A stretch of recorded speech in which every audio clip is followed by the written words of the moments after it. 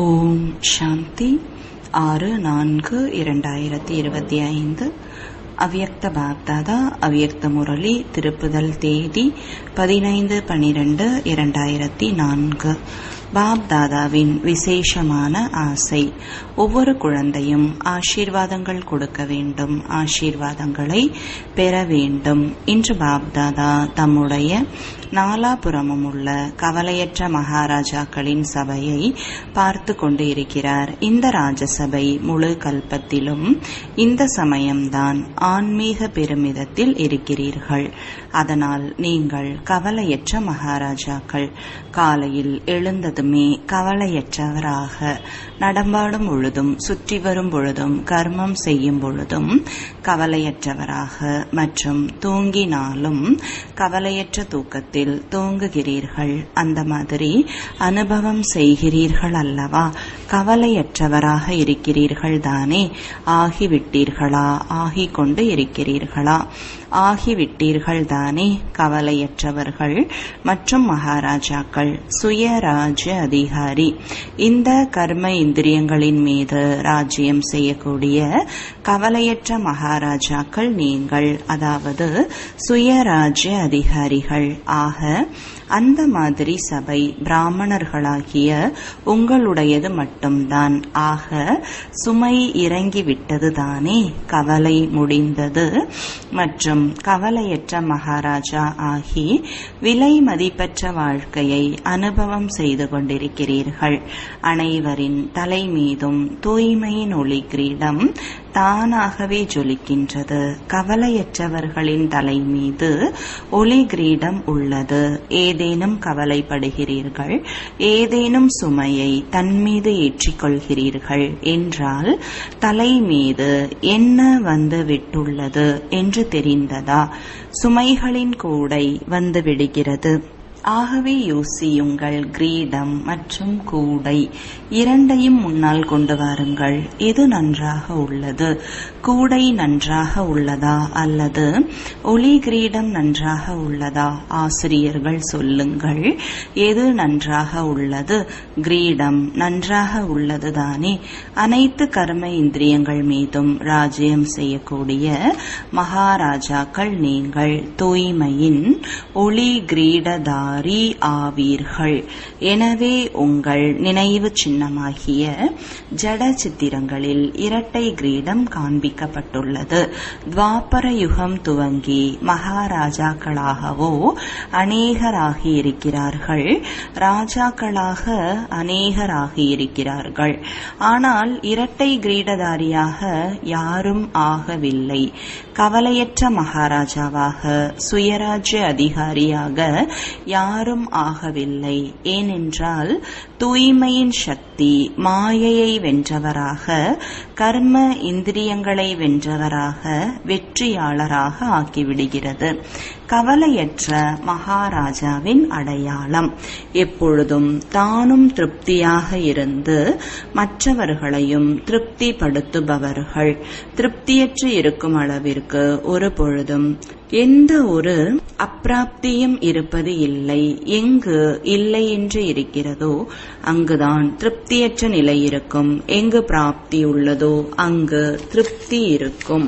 அந்த மாதிரி ஆகியிருக்கிறீர்களா? சோதித்து பாருங்கள்.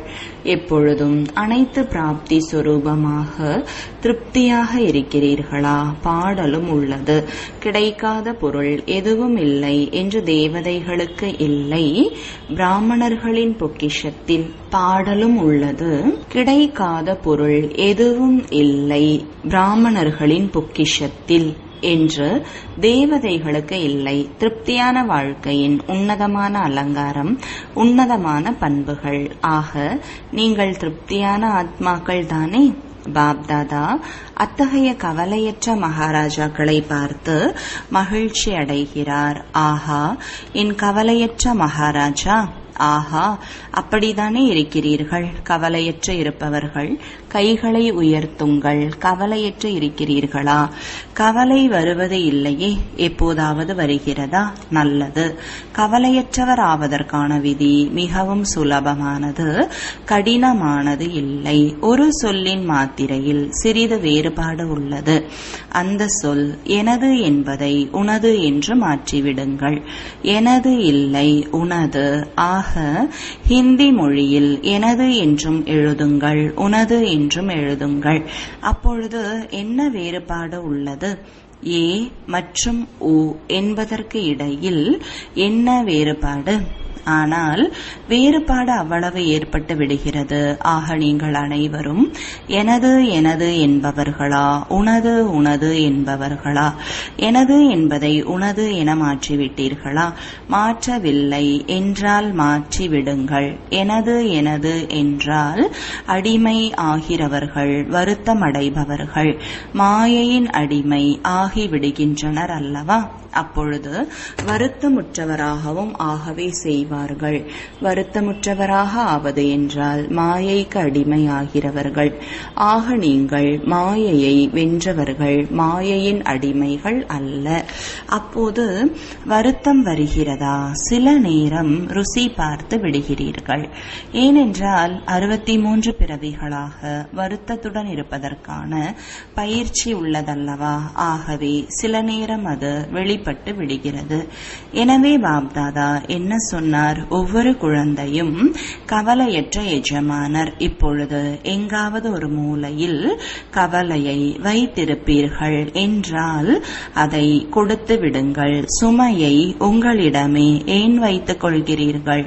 சுமை தூக்குவதற்கான பழக்கமாகி விட்டதா? சுமையை என்னிடம் கொடுத்து விடுங்கள், லேசாகி விடுங்கள், டபுள் லைட் ஆகுங்கள் என்று பாபா சொல்லும் பொழுது, டபுள் லைட் நன்றாக உள்ளதா? சுமை நன்றாக உள்ளதா? எனவே நல்லபடியாக சோதித்து பாருங்கள். அமிர்த வேளை எழும்பொழுது சோதித்து பாருங்கள். விசேஷமாக தற்காலத்தில் ஆழ்மனதில் கூட ஏதேனும் சுமை இல்லைதானே? ஆழ்மனதில் மட்டுமென்ன, கனவில் கூட சுமையின் அனுபவம் இருக்கக்கூடாது. டபுள் லைட் தான் பிடித்திருக்கிறதல்லவா? அதனால் இந்த விசேஷமான வீட்டு பாடத்தை பாபா கொடுத்து கொண்டிருக்கிறார். அமிர்த வேளையில் சோதித்து பார்க்க வேண்டும். சோதித்து பார்க்க வருகிறது தானே? ஆனால் சோதித்து பார்ப்பதோடு சோதித்தால் மட்டும் போதாது, மாற்றவும் வேண்டும். எனது என்பதை உனது என மாற்றிவிட வேண்டும். எனவே சோதித்து பாருங்கள் மற்றும் மாற்றிக்கொள்ளுங்கள். ஏனென்றால் பாப்தாதா அடிக்கடி சொல்லிக் கொண்டிருக்கிறார், சமயம் சுயம் இரண்டையும் பாருங்கள். சமயத்தின் வேகத்தையும் பாருங்கள், சுயத்தின் வேகத்தையும் பாருங்கள். பிறகு இப்படி சொல்லக்கூடாது, எனக்கோ தெரியவே தெரியாது, சமயம் இவ்வளவு வேகமாக சென்றுவிட்டது. குழந்தைகள் பலர் புரிந்து கொள்கிறார்கள். இப்போது கொஞ்சம் மந்தமான புருஷார்த்தம் உள்ளது என்றால் கடைசி நேரத்தில் வேகப்படுத்தி விடுவோம். ஆனால் நீண்ட கால பயிற்சிதான் கடைசியில் சகயோகி ஆகும். மகாராஜா ஆகித்தான் பாருங்களேன். ஆகியிருக்கிறீர்கள், ஆனால் சிலர் ஆகியிருக்கிறீர்கள், சிலர் ஆகவில்லை. சென்று கொண்டிருக்கிறோம், செய்து கொண்டிருக்கிறோம், சம்பன்னமாக ஆகிவிடுவோம். இப்போது நடப்பது கூடாது, செய்வது கூடாது, பறக்க வேண்டும். இப்பொழுது பறக்கும் வேகம் வேண்டும். இறக்கைகளோ கிடைத்து விட்டன அல்லவா? ஊக்கம், உற்சாகம் மற்றும் தைரியத்தின் இறக்கைகள் அனைவருக்கும் கிடைத்துள்ளன மற்றும் பாபாவின் வரதானமும் உள்ளது. நினைவிருக்கிறதா வரதானம்? தைரியத்தின் ஓரடி உங்களுடையது மற்றும் 1000 அடியின் உதவி பாபாவினுடையது. ஏனென்றால் பாபாவிற்கு குழந்தைகளிடம் மனப்பூர்வமான அன்பு உள்ளது. ஆக அன்புள்ள குழந்தைகள் கஷ்டப்பட்டு உழைப்பதை பாபா பார்க்க விரும்புவது இல்லை. அன்பில் இருப்பீர்கள் என்றால் உழைப்பு முடிந்து போய்விடும். உழைப்பு நன்றாக உள்ளதா என்ன? களைத்து விட்டீர்கள். 63 பிறவிகளாக அலைந்து முயற்சி செய்து களைத்து விட்டீர்கள். பாபா தமது அன்பினால் அலைவதற்கு பதிலாக 3 சிம்மாசனங்களின் எஜமானராக்கிவிட்டார். 3 சிம்மாசனங்களை பற்றி அறிவீர்களா? என்ன அறிந்திருக்கிறீர்கள்? ஆனால் நீங்கள் சிம்மாசனதாரி, அழியாத ஆசனத்தில் அமர்ந்திருப்பவர், பாப் தாதாவின் மன சிம்மாசனத்திற்கு அதிகாரி, மேலும் வருங்கால ராஜ்ய சிம்மாசனத்தில் அமர்பவர்கள். ஆக குழந்தைகள் அனைவரையும் சிம்மாசனத்தில் அமர்பவர்களாக பார்த்து கொண்டிருக்கிறார். அத்தகைய பரமாத்ம மன சிம்மாசனம் முழு கல்பத்திலும் அனுபவம் செய்ய முடியாது. பாண்டவர்கள் என்ன நினைக்கிறீர்கள்? மகாராஜாக்களா? கையுயர்த்தி கொண்டு இருக்கிறார்கள். சிம்மாசனத்தை விடக்கூடாது. தேக உணர்வில் வருகிறீர்கள் என்றால் மண்ணுக்குள் வந்து விட்டீர்கள். இந்த தேகம் மண்ணாகும். சிம்மாசனத்தில் அமர தகுதி உள்ளவராக ஆகிவிட்டால் மகாராஜா ஆகிவிட்டீர்கள். பாப்தாதா குழந்தைகள் அனைவருடைய முயற்சியின் சார்ட்டை சோதித்து பார்க்கிறார். 4 பாடங்களிலும் யார் யார் எதுவரை சென்று சேர்ந்திருக்கிறார்கள். ஆக பாப்தாதா ஒவ்வொரு குழந்தையின் சார்ட்டையும் சோதித்து பார்த்தார். பாப்தாதா என்னவெல்லாம் பொக்கிஷங்கள் கொடுத்தாரோ அந்த அனைத்து பொக்கிஷங்களையும் எதுவரை சேமித்து இருக்கிறார்கள். ஆக சேமிப்பு கணக்கை சோதித்தார். ஏனென்றால் பொக்கிஷத்தை அனைவருக்கும் ஒரே மாதிரிதான் கொடுத்துள்ளார். சிலருக்கு குறைவாகவும் சிலருக்கு அதிகமாகவும் கொடுக்கவில்லை. பொக்கிஷம் சேமிப்பு ஆவதற்கான அடையாளம் என்ன? பொக்கிஷத்தை பற்றி தெரியும் தானே? அனைத்திலும் பெரிய பொக்கிஷம் உயர்ந்த சங்கல்பத்தின் பொக்கிஷம். சங்கல்பம் கூட பொக்கிஷம்தான். எனவே தற்காலத்தின் சமயமும் பெரிய பொக்கிஷம்தான். ஏனென்றால் தற்போதைய சமயத்தில் எதையெல்லாம் அடைய விரும்புகிறீர்களோ, எந்த வரதானங்களை பெற விரும்புகிறீர்களோ, எவ்வளவு தன்னை சிரேஷ்டமாக ஆக்கிக் கொள்ள விரும்புகிறீர்களோ அவ்வளவு இப்போது ஆக்க முடியும். இப்பொழுது இல்லையேல் இனி எப்பொழுதும் இல்லை. எப்படி சங்கல்பங்களின் பொக்கிஷத்தை வீணாக்குவது என்றால் தன்னுடைய பிராப்திகளை வீணாக்குவதாகும். அதே போல சமயத்தின் ஒரு வினாடியை கூட வீணாக்கி விட்டீர்கள். பயனுள்ளதாக ஆக்கிக் கொள்ளவில்லை என்றால் அதிகம் வீணாக்கி விட்டீர்கள். அதோடு ஞானத்தின் பொக்கிஷம், சக்திகளின் பொக்கிஷம் மற்றும் ஒவ்வொரு ஆத்மா மற்றும் பரமாத்மாவிடமிருந்து ஆசீர்வாதங்களின் பொக்கிஷம். அனைத்திலும் சுலபமானது புருஷார்த்தத்தில் ஆசீர்வாதங்களை கொடுங்கள் மற்றும் ஆசீர்வாதங்களை பெறுங்கள். சுகம் கொடுங்கள் மற்றும் சுகம் பெறுங்கள். துக்கம் கொடுக்காதீர்கள், துக்கத்தை பெறாதீர்கள். துக்கம் கொடுக்கவில்லை, ஆனால் துக்கத்தை அடைகிறீர்கள் என்றால் துக்கம் அடைவீர்கள் தானே? எனவே ஆசீர்வாதங்களை கொடுங்கள், சுகம் கொடுங்கள், சுகம் பெறுங்கள். ஆசீர்வாதங்கள் கொடுக்க வருகிறதா? வருகிறதா? பெறுவதற்கும் வருகிறதா? யாருக்கு ஆசீர்வாதங்களை பெறுவதற்கும் கொடுப்பதற்கும் வருகிறதோ அவர்கள் கைகளை உயர்த்துங்கள். நல்லது. அனைவருக்கும் வருகிறதா? நல்லது. இரட்டை வெளிநாட்டினருக்கும் வருகிறதா? வாழ்த்துக்கள். கொடுக்க வருகிறது, பெற்றுக்கொள்ள வருகிறது என்றால் வாழ்த்துக்கள். பெற்றுக்கொள்ளவும் வருகிறது, கொடுக்கவும் வருகிறது என்றால் பிறகு வேறென்ன வேண்டும்?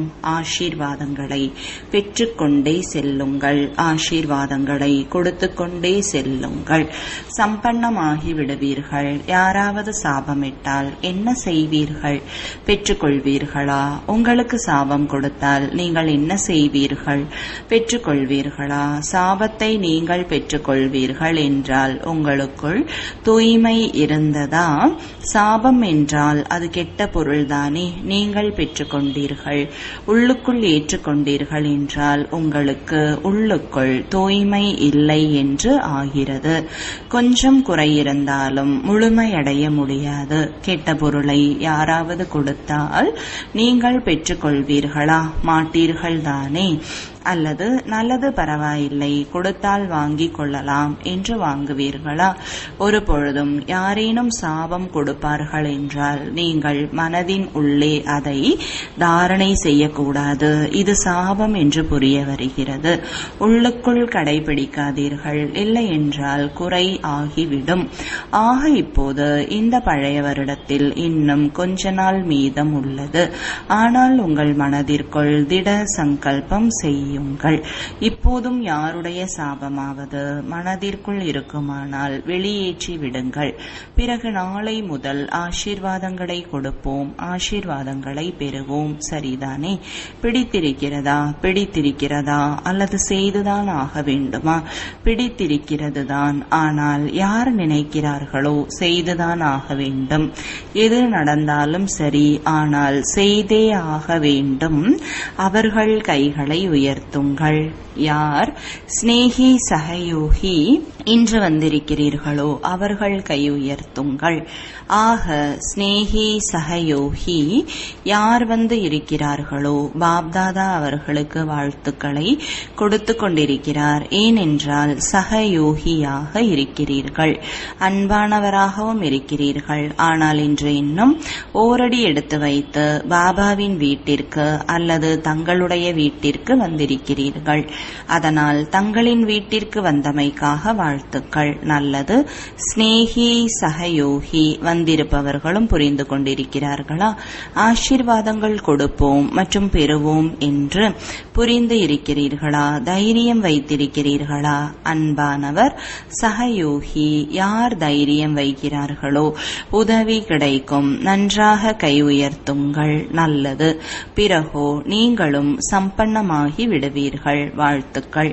யார் தினசரி இறை மாணவர்களாக இருக்கிறார்களோ பிராமண வாழ்க்கையில் பாப்தாதாவுடன் சந்திப்பதற்காக முதல் தடவை வந்திருக்கிறார்களோ, ஆனால் தன்னை மாணவர் என புரிந்து கொண்டிருக்கிறார்களோ, தினசரி மாணவர் என புரிந்து கொண்டிருக்கிறார்களோ அவர்கள் செய்தே ஆக வேண்டும் என புரிந்து கொண்டு இருப்பார்கள் என்றால் கைகளை உயர்த்துங்கள்.